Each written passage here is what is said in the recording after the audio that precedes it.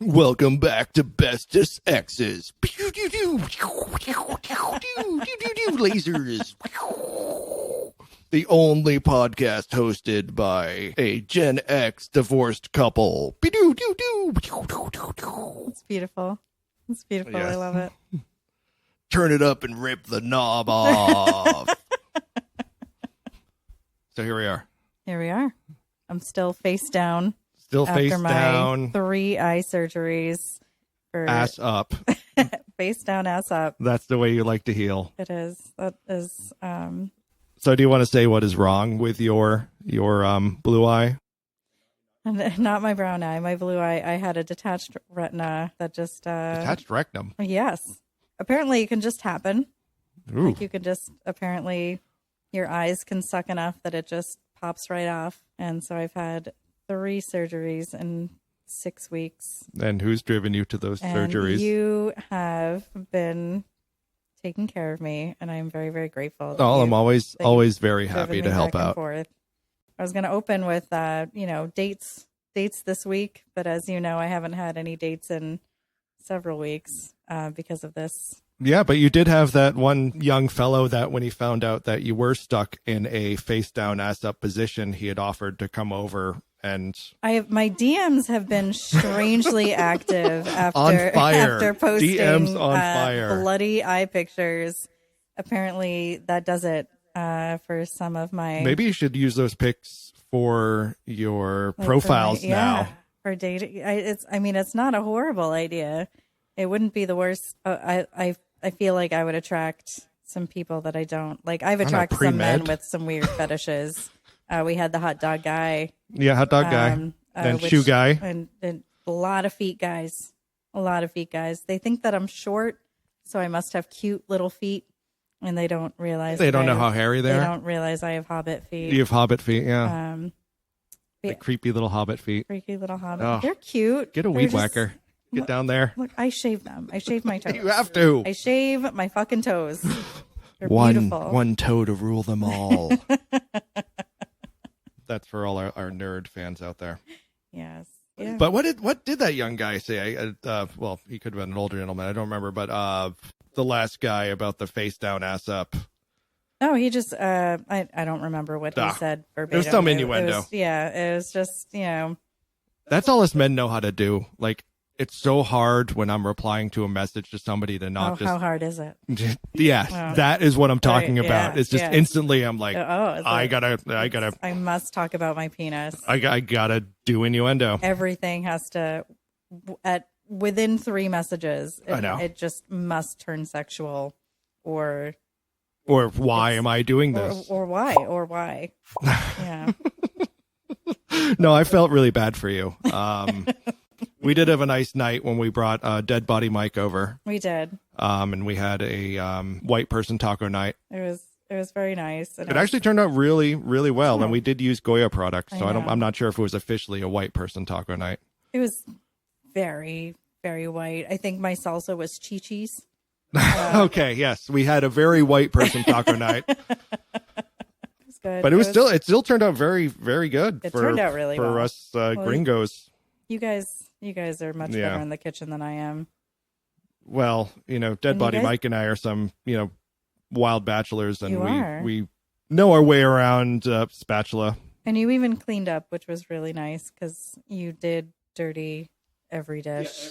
Operation Dirty Every Dish was a successful mission. It was a successful We came in by mission. helicopter, we landed, and Operation Dirty Every Dish. We were there with Chuck Norris, and we we liberated the prisoners of the clean dishes, and we made them dirty. You did, and usually I would send you guys home and clean up after, but it was as a woman should. I'd hate to say that, but you know what? I can't look up right now. So I know I can't this is glare at you, and I can't. Is that why so many men are recognizing you lately? It's because they can only see the back of your head. The back of my head recognized by many. Yes. Got into the cab, and the cab driver said she recognized my girl from the back of her head. Beastie Boys for all you young kids out there. Yes, they don't know the old poets. Yes, I think it was etched on cave walls. But no, I have been worried about you. I've been sending her voice messages instead of texting things because I don't want to strain her eyes any more than they have to be strained. I know. And I've been very concerned about straining my eyes. I'm not supposed to lift anything. No, don't lift anything. Nothing over 10 or 15 pounds or something like that. And not supposed to do any strenuous activity. No strenuous activity. I've been really, really nervous. So, I haven't been dating, and I've been really paranoid about masturbating. I'm usually paranoid about masturbating because I'm worried somebody's watching. I know. Well, which I get even more aroused about. But they tell you you're going to get hairy palms, but I'm actually worried about my eye. Yeah. I'm worried it's I'm going to strain it. Well, they do say you'll go blind from doing it. They do say that, and now I might. And I might go blind. I went like 4 or 5 weeks without doing it, and I was going. It was a really long time. 4 or 5 weeks. I think you might have a record. I was just really, really scared because it was like after the first surgery, I was like, oh, I need to be cool for like a couple weeks, and then I had another surgery, and I was like, okay, I can go a couple more weeks, and then I had this past surgery 2 weeks ago, a little more than, and I was just like, I don't know what to do because I'm having sex dreams, and I'm like, what happened? What if I orgasm and my eye, like my retina pops off, and then I have to go back to the doctor and be like, hey, sorry that I need another surgery, but I just couldn't resist surgery myself. number 4. Surgery number 4 because I'm such a degenerate masturbation. that I can't keep my hands out of my undies. I was really freaking out about it. I had to call Ashley, or I texted her, and I had to talk it through with her. I was like, I don't know what to do. And she's like, don't.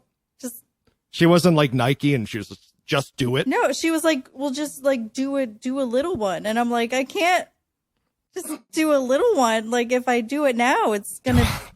I can't control it. It's like an alcoholic being calling his sponsor and being like, oh, I need a drink. I need a drink. Well, just take a little one. Just a little one. No, I can't take a little one. I couldn't do it. I have a little one. It's going to turn into a big one. And also because I'm face down, I can't be lying on my back and just having a nice wank. Yeah. As one does. Yeah, as one does. So I ended up, I got out a toy and I just did it. Legos? I took care of business. Really? I would be too worried in that position. I would be too worried in that situation that I would, the toys would be out. I'd be like, we got to do this manually. We got to do this we're in the 15th century. Because then I'm actually so you worried the other way. I feel like I need to demonstrate. So I would have to be holding myself up with one hand.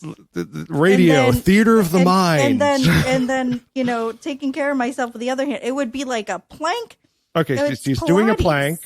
She's one leg kicked out. It would be like Pilates trying to take care of myself. Yeah, and I guess then your core would need to be engaged. I would be it would be a good workout, but it would be too strenuous. It would be too strenuous. So that's why I opted for a so you let mechanics do the work. I let mechanics do the work in the lowest setting possible. I'm not turning it past 5. 3. It was number 3. I successfully took care of business. And could you see afterwards? As much as I can see. I will find out on Tuesday if I've done any damage. So I'm driving you to a checkup on Tuesday. What time is that anyway? It's at 2:45. Oh, okay. No, that time is actually really good. Yeah, if I scheduled later, I thought that Thank would be you. better because I know. It's not you. It's I can never remember appointments. I've always been terrible at that, though. I think even when we were married, me trying to remember things and schedule things. Consistently remembered my birthday wrong, but for years. But then once I got it right, yeah, drives me crazy. So what were we talking about? I don't know. I've lost. I'm lost. But let's talk about. I do need to talk about something because I'm so upset about this. So let's talk about reasons why we were blocked or unmatched this week. Yes. because I have a really good one. We call this segment "Why I Was Blocked on a Dating App." But you, before I get into mine, you said you had one that you actually blocked someone. Yes. Yeah. Which is pretty rare. Yeah. It like I feel like it takes you a lot to get to that point where you just. Well, I'm a guy and I'm always just hoping to get to the hole. So it's like, I'm going to you have like $80,000 in debt and you live with your mom and you can't drive anywhere and you have social anxiety. You can't leave the house. Like, oh, okay. Yeah. But you're 24. So yeah. Yeah. It's okay. It's okay. Deal with that. That's really it came down to, conversation and trying to connect with the person. Because what I try to do whenever I am messaging with someone on a dating app is I never end what I'm saying to them in a statement. Like I'll make a statement, but I try to always end with a question. Yeah, that's the art of conversation. Well, yes, you offer something and then you ask. And women something. love to talk about themselves. Yes, women do too. Be talking about themselves. We do be talking. The thing. What was killing me is every time I was asking a question, I was only getting 1 word or 2 word answers. So the conversation wasn't there. It was like I could have had better conversation speaking with AI. Yeah. And that's what was killing me because I felt I was giving good conversation and I was trying to lead the conversation in a fun way. But then everything I put out there was just she was just giving lowest effort back. And then not even asking about me. And it went back and forth. It was probably like a to and fro 8 times. So you're more generous than I am. So it turned out to be like, a 16 message conversation over, 20 minutes or whatever it was. But it was just like after the last one, I was just like, no. Now, if you're this interesting just here, then I can't even imagine like at the sitting very in a beginning room with when you. we haven't covered any. Which I think is like a normal sort of thing. I think anyone would be like, oh, I can't communicate with this person. I'm leaving. Yeah. So that's why I did it. But it's, I also think guys have to work a lot harder. And that may lead to a conversation like that because I'm not the only guy that's blowing up her DMs. You're not. We do get a lot more matches. And this is something that I do want to cover. I need to rant about this another day.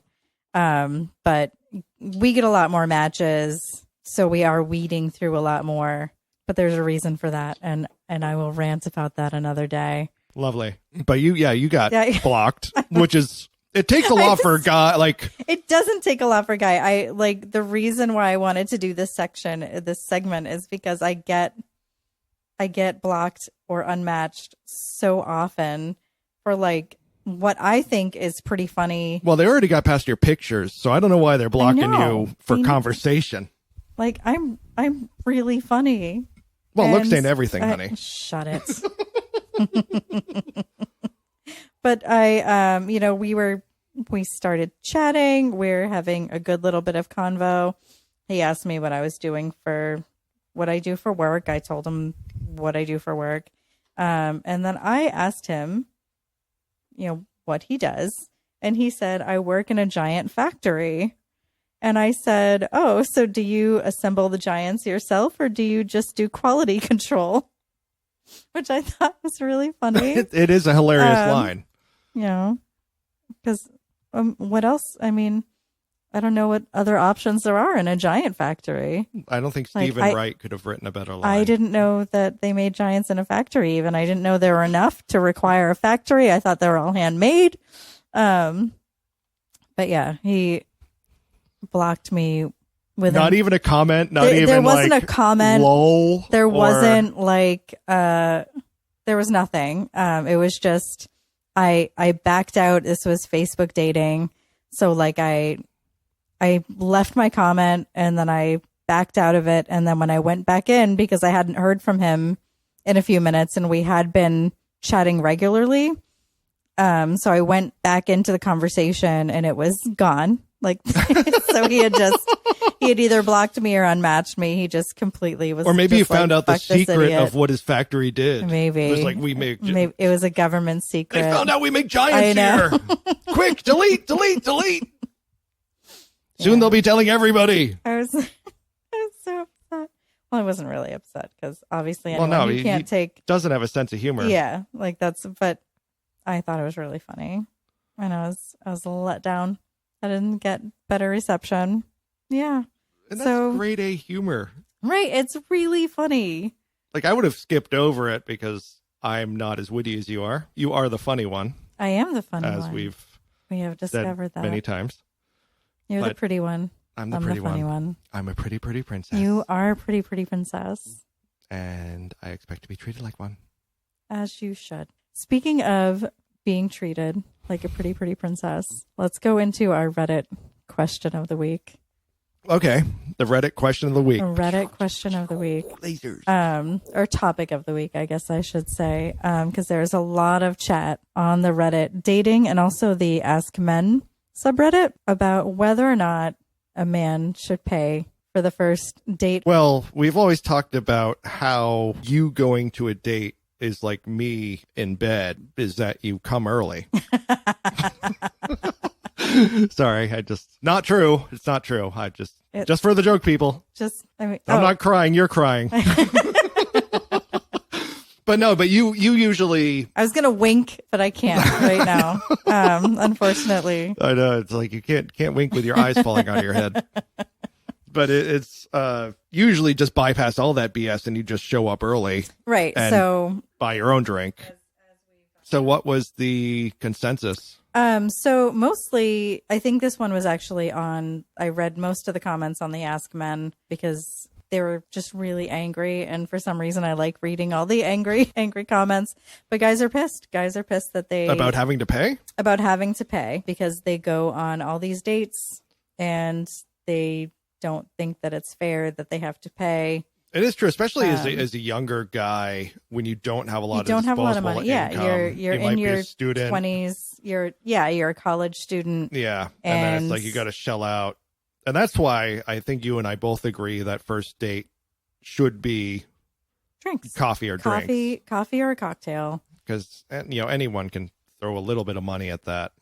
Well, I think that's the big difference is that I don't even think it should be a first date. I think it should be like a first meet or a first I've heard the term zero date. Zero date. Yeah, where It's just like it's not a zero date. Sounds like my life. Yeah. Zero. How many have you had? Zero. But it's just a quick meet. Like you're planning on it being a quick thing. You go to get a coffee or get one coffee, one drink, 1 hour. That's it. That is a great way to look at it. Like, I'd call it like the 1-1-1. Yeah. And then I end up losing anyway. But then, you can always extend it, or as, the reason why I do show up early is because. Yeah, this is the important part. Take notes here. Take notes, kids. I get there early. I buy a drink. I either pay cash or close my tab so that if it's horrible, I can just walk out. Yes, you don't owe anyone have to close my tab. anything. I don't owe him anything. It's called the Wendy method. And I've men can use this too. Anyone can use this. Anyone can use the Wendy method. You do not have to be a woman. As a guy, you can show up early, buy your beer, pay for it, cash out, and then just wait for the horror show to happen. Yeah. And then when you feel like getting up and walking away, there you go. You can if you hate them, you don't even have to finish your drink. You can throw it in their face. I was about to say, you don't even if it's don't even bad. drink your drink. Just leave it there full.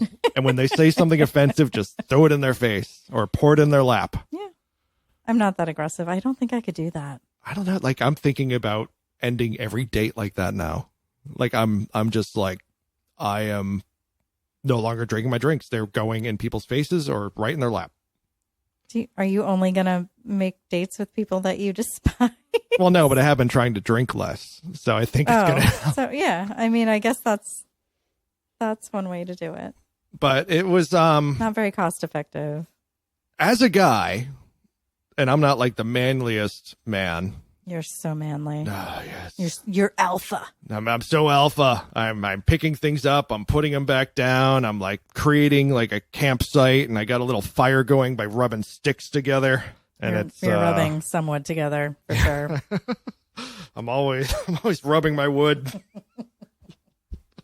When are we going to grow up and stop making jokes like that? We're never going to grow up. But there is a certain, drilled into our heads as males that it's like, a man pays for stuff. And I had this happen, I don't know, what was it, like 5 weeks ago, 6 weeks ago? I went on a date with a woman a little bit older than me, actually, and financially more well off than I am. That's the plus of dating an older woman. Yeah. But it got to, we had a couple drinks and the conversation was just going really well. And then the drinks turned into some appetizers and then some more drinks. And, it wasn't. It was going well. It was going really well. And it was at this wine bar. Did she get cheese? If you buy a woman cheese, she will be yours forever. She actually ordered the cheese. I did not order the cheese. She ordered the cheese. And the cheese was really good. Of course it is. But I was mostly there for the wine because I whine about everything. But that was awful. That's horrible. That's horrible. It was cheesy. It was. Oh, you're killing me. No. Oh, you're the worst. I know. Oh, why did I ever marry you? But no, and it came to the end of the date, and for the wine and the cheese and everything else, it was like $160, pre-tip and everything. And that's pretty. Yeah, well, we weren't drinking, swill. Right, yeah. No, a nice wine bar, nice cheese. And it was very enjoyable. But I reached for my wallet and she stopped me. And she's like, "No, I'm like, I asked you out. I'm the one paying here." And I was like, suddenly my balls just disappeared. And I was like, what happened to my testicles? But no, as a guy, it really is just so drilled into us. And it actually went back and forth a little bit. But did you feel... Did you not like it? Didn't you? Initially, my first response was, yeah, I didn't like it. Really? Like, not even a conscious, like, sort of like, oh, I don't like it. It was like, completely just from, culturally and how I was raised and everything. Instinct was just, Must prove. Yeah. Must prove so. I'm a provider. But no, it was instinctively my first reaction was I don't like this. Yeah. And where did my balls suddenly go? But then once I got my balls back. But you did like a little back and forth, like, let me get it. And she was like, no. Well, yeah, of course.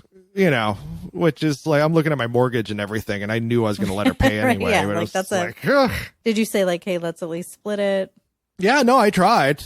But then I was just like, fine, I guess I'm putting out tonight. You gotta I'm just like, I wasn't planning on having sex with her, but since she's paying, like, fine, I guess I will. You actually reminded me of the one time that I did. It's not the one time I picked up the bill, but I picked up the bill on a shitty date. Oh, there's nothing worse than that. Just because I knew, like, he had spouted some alpha male crap, and I had already been having a shitty time. Oh, you just wanted to twist the knife. So I wanted to twist the knife, and I walked up and I was like, I said right at, when we were ending things, I was like, look, we're clearly not going to see one another again. Yeah. Let's end this now. It was nice to meet you. I walked up to the bar, and I closed both our tabs and paid them just so that he could feel like a little bitch. And I don't even think that. Like, I don't feel like a guy is a little bitch. No, you do. But you do. I don't. But I knew that he would feel that way. He went home and he's crying to his picture of Joe Rogan. He's like in his basement. He's like, Joe, I failed you. I knew, like, I knew that I wasn't going to let him pay for my drink. And I knew, like, I don't know if he would even offer. But yeah, I definitely did it just because I knew that it would make him feel like a little bit. You are so cruel. I am. You are playing like 3D chess when they're playing checkers. I know. You're so terrible. That's why I divorced you. That's very. For stuff like that, I was just like, nope, I'm out. I didn't do that to you. No, you didn't. Anyways. When it comes to paying for the date as well, a woman that I was speaking to on Bumble write in her profile as one of the like conversation starters or whatever they're called. She says outright, I'm going to pay for the first date. That's ballsy. I like that. I like that. I like that. I am a big fan. She's not even there for the argument. She's just saying, I am paying for number one. And I enjoy that she's taken on the risk. No, and it's also just like, I feel like it almost weeds out a certain type of man too. Yeah. Could be a certain type of self-selection there. Yeah. I just know I want a free meal, so goddamn, I've been talking with her. She doesn't say what sort of date it could be a zero date. It could just be coffee or cocktails. Oh, is this gonna be another one I'm putting out again? Ugh. No, you're such a. I'm so sick of putting out for these people. Just for a nice coffee. Nice, yeah. Like this is I just wanted a latte, but okay. Okay, like. I think I'd put out for a good meal for someone, even if I wasn't that into it. I don't think I'd put out for appetizers or drinks. Like, where do you put the cutoff? I've had too much bad sex to try and make those. I can't. Like, I just can't. I know. Do it How long anymore. were you married? You made really good food though. Like I would put out for your food for cooking. So you always put out if someone cooks for you. No, not just anyone. I'm just saying for good cooking. Oh, okay. So if it's good, if they cook a good meal, you have to put out. I don't have to put out, but I'm just saying I would. Yeah. But it's not. It's like there is nothing sexier than a man who will just make amazing food. A man in the kitchen. A man that knows his way around a kitchen, knows his way around a vagina. I don't. No, I don't think I don't know. I don't think analogy. That's true, but it is sexy. I know where the spatula goes. On the grill. Yeah. When I'm cooking. Spatula doesn't go anywhere else. It's too. Is grilling too many pointing as sexy as cooking? No, it's not. Yeah. No, for some reason. I do wonder, like men feel like we're like, oh, fire. We're grilling. Yeah. No, because that's just, I mean, it's tasty. It's good. But no, it's not the same. I wonder if other women feel like that.